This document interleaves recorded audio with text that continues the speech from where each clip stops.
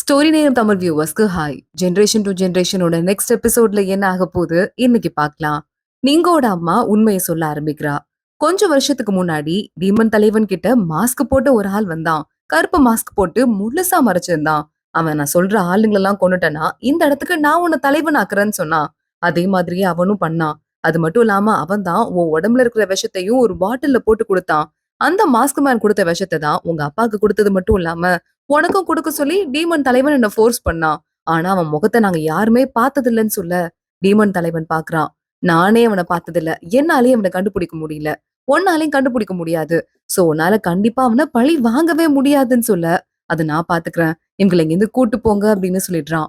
நீங்க அவனோட அம்மாவை பார்த்து உன்னை இதுக்கு மேல நான் ஒண்ணும் செய்ய போறது இல்ல, ஆனா எங்க அப்பாக்கு பதவி மேல ஆசை இல்லைங்கிற ஒரே காரணத்தினால தானே போயும் போயும் இவன் கூட நீ சேர்ந்த, இங்கே தனியா இருந்து சாவுன்னு சொல்லிட்டு நீங்க அங்கிருந்து கிளம்பி போயிடுறான். அந்த லேடி ஒரு பக்கம் அழுதுட்டு இருக்கா. நீங்க சமாதானப்படுத்துறதுக்கு ஷாஷா வந்து உட்கார்ந்துட்டு இருக்கா. பாத்துக்கலாம்டா, நம்ம கண்டிப்பா புடிச்சிடலாம்டான்னு சொல்ல நீங்க அவளுக்கு சாப்பிடுறதுக்கு மோமோ சூப்ப கொண்டு வந்து வைக்கிறான். அதை சாப்பிட்டு நல்லா ஷாஷா நிம்மதியா தூங்க ஆரம்பிக்கிறா.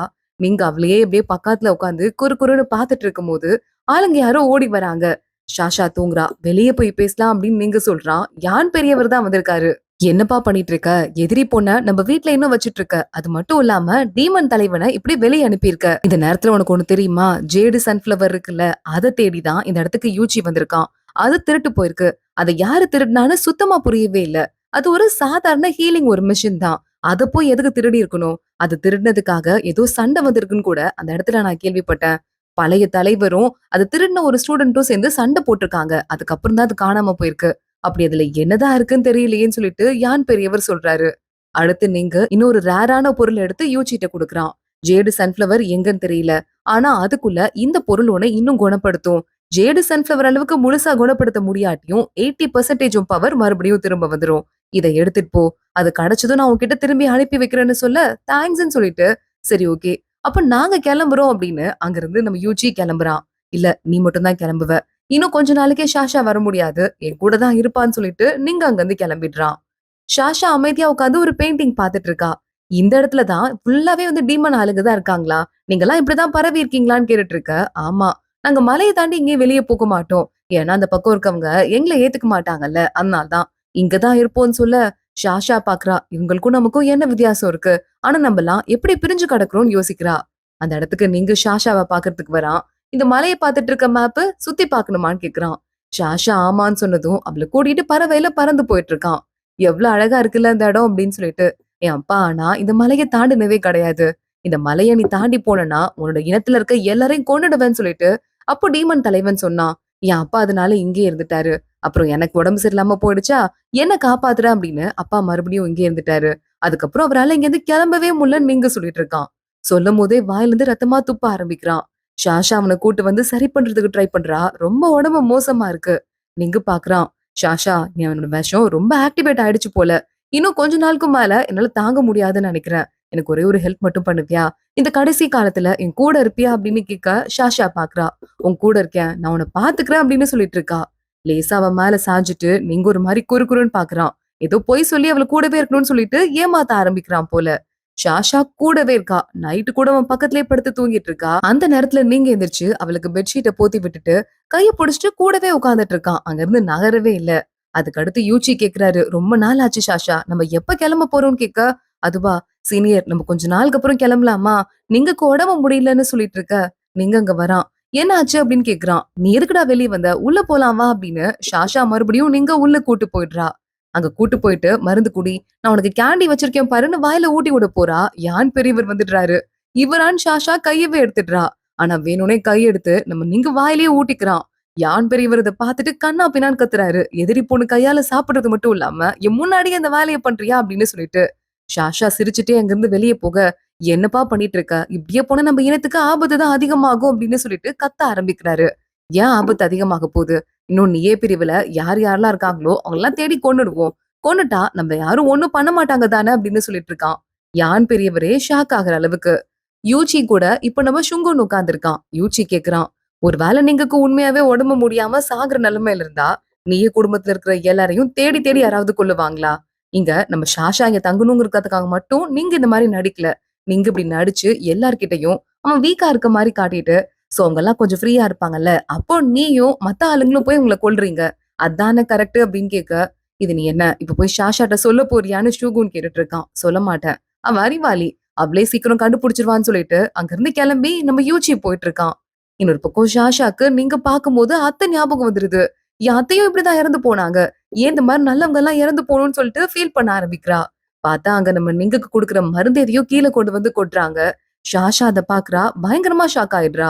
நிங்கு கிட்ட போறா. நான் இதுக்கும் மேல இங்க இருக்க போறது இல்ல. எனக்கு கொஞ்சம் வேலை இருக்கு.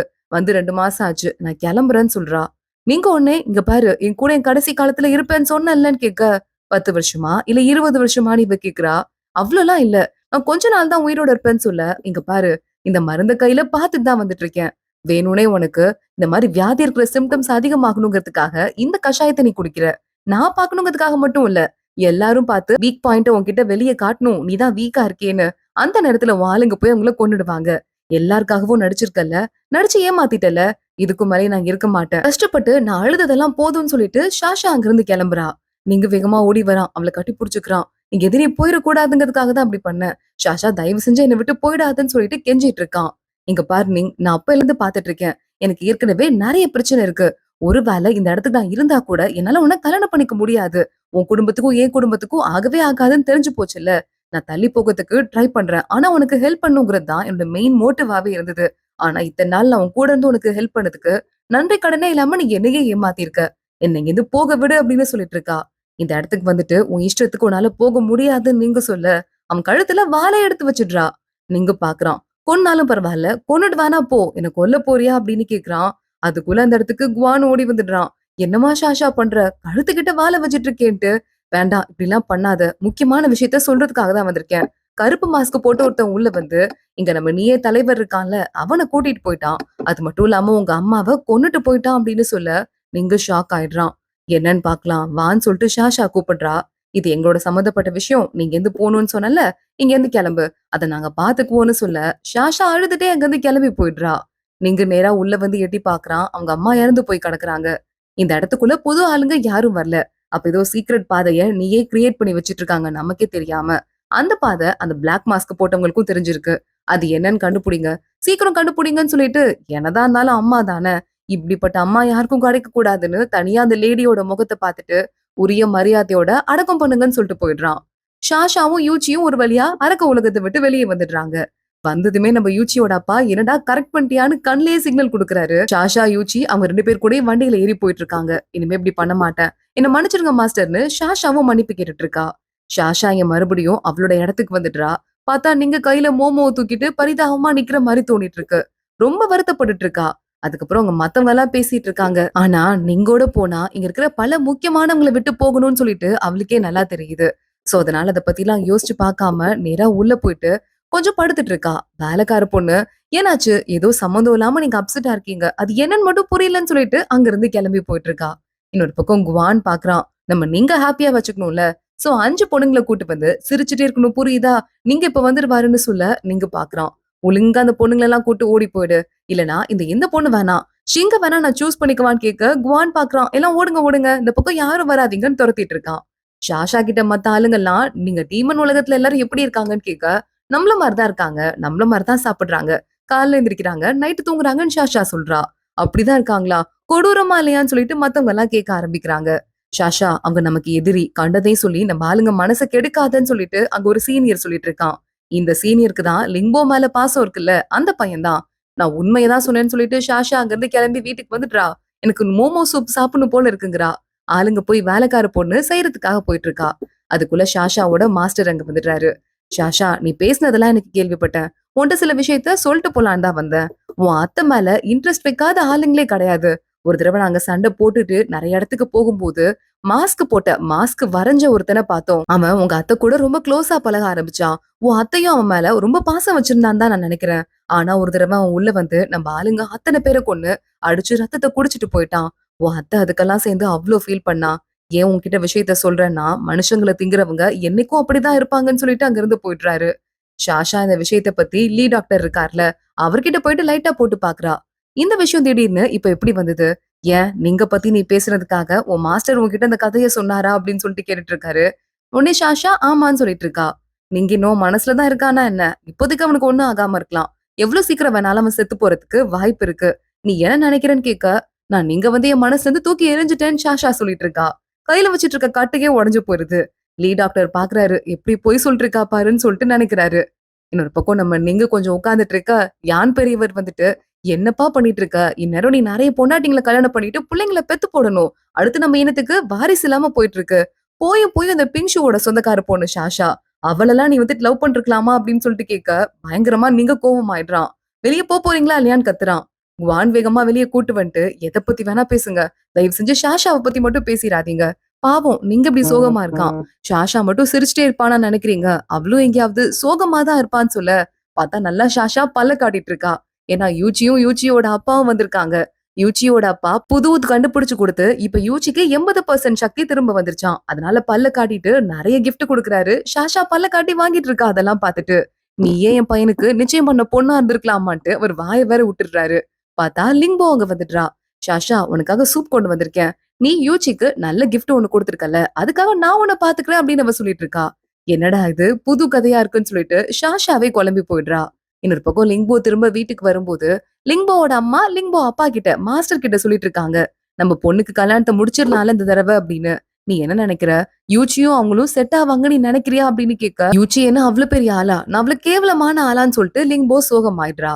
அங்க இருந்து அப்படியே பறந்து கீழ இறங்கலான்ட்டு ரெக்கைய கட்டிட்டு நிக்கிறா. அங்க அவளுக்கு புடிச்ச அந்த சீனியர் வந்துடுறான். அவன் வந்துட்டு, "இங்க பாரு, அடுத்தவங்க கண்ணுக்கு ஷாஷா வேணா இப்ப பெரிய ஆளா தெரியலாம். என் கண்ணுக்கு நீ தான் எப்பவுமே நல்ல பொண்ணா தெரியற. இருக்கறதுலயே அழகான ரொம்ப நல்ல பொண்ணா தெரியற. ப்ளீஸ் அதனால அடுத்தவங்கள பத்தி யோசிக்காம உன் மேலயும் பாசம் வச்சிருக்கவங்க இருக்கும்ல, அவங்கள பத்தி யோசிக்கலாம்லன்னு" சொல்லிட்டு அங்க இருந்து கீழ கூட்டு போயிடுறான். இங்க ஷாஷா தனியா உட்கார்ந்துட்டு இருக்கா. அப்போ அங்க ஷாஷா உட்கார்ந்துட்டு இருக்கிறது தெரியாமலே யூச்சியும் ஒரு சீனியரும் பேசிட்டு இருக்காங்க. யூச்சி கிட்ட அந்த சீனியர், "லிம்போவ வேணா தூக்கி போட்டுருங்க. நீங்க ஷாஷாவ கல்யாணம் பண்ணிக்கோங்க. நீங்க 2 பேர் தான் நல்ல ஜோடின்னு சொல்லிட்டு இருக்க. கண்டபடி பேசாத. இது என் பேருக்கு, ஷாஷா பேருக்கு மட்டும் இல்ல. லிங்கோ பேருக்கும் கேவலத்தை உண்டு பண்ணும். வாய மூடுன்னு" யூச்சி சொல்றான். ஷாஷா வெளியே வந்துடுறா. "எதுக்கு ஆளாளுக்கு என் கல்யாணத்தை பத்தி பேசிட்டு இருக்கீங்க? என் கல்யாணத்தை எப்படி பண்ணணும்னு எனக்கு தெரியும்னு" கத்த ஆரம்பிக்கிறா. காசிப் பேசுற அத்தனை பேர் கூடயும் சண்டைக்கு போயிட்டு இருக்கா. யூச்சி பாக்குறான். முடிஞ்சா ஏன் கூட சண்டை போடுன்னு சொல்லிட்டு 2 பேரும் அடிச்சிட்டு இருக்காங்க. சீனியர் பாக்குறாரு. ஷாஷா கோவமா இருக்கான்னு சொல்லிட்டு நம்ம யூச்சி அவரே பஞ்ச் பேக்கா மாறி எல்லா அடியையும் அவரே வாங்கிக்கிறாரு பாரு அப்படின்னு பேசிட்டு இருக்கும் போதே கரெக்டா அந்த இடத்துக்கு யூ வந்துடுறான். யூனா ஷாஷாக்கு ஏற்கனவே நிச்சயம் பண்ணாங்கல்ல, அந்த பையன் நமக்கு தெரியும்ல. ஷாஷா செல்லம் உடம்பு எப்படி இருக்குன்னு சொல்லிட்டு அவன் கைய பிடிக்க, யூச்சி இத பாத்துட்டு பயங்கரமா அப்செட் ஆயிடுறான். யூச்சி கிட்ட அவங்க அப்பா, "நீ இப்படியே யோசிச்சுட்டே இரு. வேற ஏதாவது பையன் கல்யாணம் பண்ணிட்டு போறான். உட்காந்து பாக்குறது தான் உன் வேலையா இருக்க போகுதுன்னு" சொல்லிட்டு ஏத்தி வேற விட்டுட்டு இருக்காரு. இங்க யூ ஷாஷாட்ட, "நம்ம 2 பேரும் கல்யாணம் பண்ணிக்கலாமா? டைம் ரொம்ப முக்கியம் ஷாஷா. இப்போ கல்யாணம் பண்ணாதான் கரெக்டா இருக்கும்னு" பேச ஆரம்பிக்க, ஷாஷா சொல்றா, "உங்க வீட்ல ஒரு ஆன்ட்டி ஒருத்தங்க இருப்பாங்களாம். அவங்க என் அத்தையோட நல்ல க்ளோஸ் ஆனவங்கன்னு கேள்விப்பட்டேன். அவங்களுக்கு என் அத்தைய பத்தி ஏதாவது தெரியுமா?" அப்படின்னு சொல்லிட்டு டாபிக்க மாத்தி விட்டுட்டு இருக்கா. அதெல்லாம் பாத்துக்கலாம் அப்படின்னு யூ, "இப்ப நான் எதுக்காக வந்திருக்கேன்னா, கல்யாணத்த பத்தி பேசுறதுக்காக தான் வந்திருக்கேன்" அப்படின்னு சொல்லிடுறான். ஷாஷாக்கு கொஞ்சம் டல் ஆயிடுது. ஷாஷா அங்கிருந்து வெளியே வரும்போது யூச்சி, "உன்ட்ட குடுக்கறதுக்குன்னு பெருசா என்கிட்ட கிஃப்ட் எதுவும் இல்ல. இது நானே கண்டுபிடிச்ச சில வித்தைகள்லாம் புக்கா போட்டிருக்கேன். இத வாங்கிக்கோன்னு" குடுக்குறான். ஒரு மாரி டல்லா இருக்க. "உனக்கு இந்த கல்யாணத்துல இஷ்டம் இல்லையா? உனக்கு அந்த பையன புடிக்கலையா?" அப்படின்னு கேட்க, "புடிச்சுதான் என்ன நடக்குதா என்ன? உங்களுக்கு மட்டும் லிங்கோவ புடிச்சிருக்கா என்னன்னு?" கேட்டுட்டு ஷாஷா அங்க இருந்து கிளம்பிடுறா. யூச்சி இன்னும் அப்செட் ஆயிடுறான். அடுத்த நாள் ஷாஷா கிட்ட அவ ஃப்ரெண்டு ஷீச்சி வரா. "இந்த பொண்ணுக்கு கல்யாணம் பண்ண போறாங்களாம். எங்க வீட்ல என் சித்தி வச்சதுதான் சட்டம். நான் இருக்கிறது அவங்களுக்கு பிரச்சனையா இருக்குன்னு. எனக்கு சின்ன வயசு தான். அப்ப கூட கல்யாணம் பண்ணி வைக்கணும்னு ஃபோர்ஸ் பண்றாங்க. என்னால பதிலுக்கு எதுவும் சொல்ல முடியாது. நான் கிளம்புறேன். உன்கிட்ட கடைசியா ஒரு தடவை பாய் சொல்லிட்டு போலான்னு தான் வந்தேன்" அப்படிங்கிற மாதிரி பேசிட்டு இருக்கா. இங்க ஷாஷா வீட்ல உட்கார்ந்துட்டு இருக்கா. அந்த இடத்துக்கு லிம்போவும் அவளுக்கு அந்த ஃபேவரட் சீனியர் இருக்கான்ல 2 பேரும் வந்துடுறாங்க. "ஷாஷா உன்னை பாக்கறதுக்கு கெஸ்ட் வந்திருக்காங்க. பாரு மாப்பிள்ளை வீட்ல இருந்து உன்னை குடுக்கறதுக்கு சீர் கொண்டு வந்திருக்காங்கன்னு" சொல்ல, ஷாஷா போய் பாத்துட்டு இருக்கா. அது கொண்டு வந்திருக்க பொண்ணு, "இது பாருங்களேன், இது ரொம்ப காஸ்ட்லியான துணி. இதே மாதிரி யூ சார் ரூம்லயும் ஒண்ணு இருக்கு. இதே துணியில கோட் ஒண்ணு யூ சார் போட்டிருக்காரு. இந்த சாம்பிராணி யூ சாருக்கு பிடிக்கும்ட்டு" யூவ பத்தியே சொல்லிட்டு இருக்கா. லிங்கோ பாக்குறா. வந்ததுல இருந்து யூவ பத்தியே பேசிட்டு இருக்க. "ஏன் யூவ உனக்கு பிடிச்சிருக்கு போலயேன்னு" சொல்லிட்டு அந்த வேலைக்கார பொண்ணு கிட்ட நக்கலா பேசிடுறா. அவ உடனே வாய மூடிட்டு இருக்க. ஷாஷா பாக்குறா. "தேவையில்லாம பேச வேண்டாம் லிங்கோ, நீங்க வந்து கிளம்பு" அப்படின்னு சொல்லிடுறா. போய் போய் உனக்கு சப்போர்ட் பண்ண பாருன்னு லிங்கோ அங்கிருந்து கிளம்பி இந்த கதையெல்லாம் அவங்க அம்மா கிட்ட போய் சொல்லிட்டு இருக்க. வேலைக்கார லேடி வந்துடுறாங்க. "இங்க பாருமா, அமைதியா இரு. ஷாஷாவ கல்யாணம் பண்ணிட்டு போனா உனக்கு ஒரு பெரிய தொல்லையே முடிஞ்ச மாதிரி. சோ அந்த கல்யாணம் நடக்கணும்னு ஆசைப்படுன்னு" சொல்ல, "அட ஆமா இல்ல, அத மறந்துட்டேன்னு" சொல்லிட்டு அங்கிருந்து வேக வேகமா அவ கிளம்பிட்டு இருக்கா. ஷாஷாக்கு கல்யாணத்துல பெருசா இன்ட்ரெஸ்டே இல்ல. ஆனா நேரா லிங்கோ அங்க போயிட்டு சஷா, நான் உன்ட்ட ஒண்ணு கேட்கவா? யூயுவ உனக்கு புடிச்சிருக்கா? அந்த பொண்ணு புடிச்சிருக்குங்கிறா யூயுவ. நீ கண்டுக்காமலே நிக்கிறேன்னு சொல்ல. இங்க பாரு, அதுக்கு நான் என்ன பண்ணணும்? யாரையாவது புடிச்சிருந்தா அந்த யூயு கல்யாணம் பண்ணிட்டு போட்டும். எனக்கு ஒண்ணும் அந்த அளவுக்குலாம் யார் மேலயும் ஆசை கிடையாது. புரியுதா? அப்படின்னு கேட்டுட்டு இருக்க. உடனே லிங்கோ பாத்துட்டு இருக்கா. சரி, ஓகே. உனக்கு புடிச்ச பையன் மேல வேற யாராவது கண்ணு வச்சிருக்காங்க. நீ என்ன பண்ணுவ? போய் அவங்க முன்னாடி சண்டைக்கா போவேன்னு சொல்லிட்டு ஷாஷா கேக்குறா. இல்ல கல்யாணத்த நிறுத்திடுவியான்னு கேட்க, லிங்கோ என்ன பண்றதுன்னு தெரியாம அமைதியா பாத்துட்டு இருக்கா. அதோட தான் இன்னைக்கு எபிசோட் முடியுது. அடுத்தடுத்து என்ன ஆக போகுது தொடர்ந்து பார்க்கலாம். இந்த வீடியோவை லைக் பண்ணிக்கோங்க. மறக்காம நம்ம சேனலுக்கு சப்ஸ்கிரைப் பண்ணிட்டு பெல் ஐக்கனையும் கிளிக் பண்ணிக்கோங்க. அடுத்த வீடியோல பார்க்கலாம். அதுவரைய பாய்.